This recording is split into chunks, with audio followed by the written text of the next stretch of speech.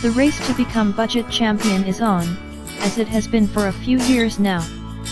As each year rushes through in this era of fast-paced change, there's never been a better time to look for an affordable smartphone. Many will point you towards Honor or Moto brands when it comes to bang for your buck, but Vodafone has quietly slipped a genuine contender into the mix. As the name suggests, this is for Vodafone customers only, but if you are one of those, or are thinking of becoming one, and are on a tight budget, then you can get a great smartphone for just £160. Is it the new budget phone champion? Vodafone Smart V8 Review, Premium Looks. 155x76x 7.9mm, 166 grams.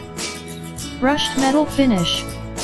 As manufacturing processes get faster, more efficient and more mainstream, companies can get hold of parts for prices that were impossible just a few years ago. Nowhere is this more true than in smartphone design. The Smart V8 uses materials and processes you'd only have seen on expensive phones in the past. Its brushed metal finish and polished chamfered edges give it the appearance of a phone that should cost a lot more. We like the look a lot, while the feel in hand is of a phone that's solid and well made. The frame feels firm, not like a thin and hollow metal case, either, despite not being hewn from a solid block of metal. You'll see where Vodafone has saved some money on the phone's rear. Instead of it being entirely metal, there are two textured plastic panels, one at the top, the other at the bottom, where the color doesn't match the metal. We've seen plenty of phones where there's been an attempt to perfectly match the color and finish of the metal to plastic components, which typically looks cheap and obvious. With the Smart V8, this added texture and contrasting color actually looks good. It's on the back where you'll also find the protruding camera, which is set inside a shiny metal ring to the center.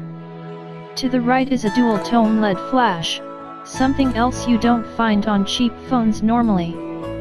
There's also a fingerprint scanner about a centimeter beneath that, recessed slightly, encircled by a chamfered surround. Attention to detail should be commended too. The micro USB port on the bottom edge is flanked by two symmetrical sets of pill-shaped holes acting as grills for the loudspeaker and microphone. The left edge is where you'll find the power/sleep button. It's unusual to have it placed on the left, but it's still low enough down the edge that it's easy to reach with either your left-hand thumb or your right index finger. The SIM tray lives just above it. The volume is on the right edge and, like the power button, has an attractive design featuring shiny,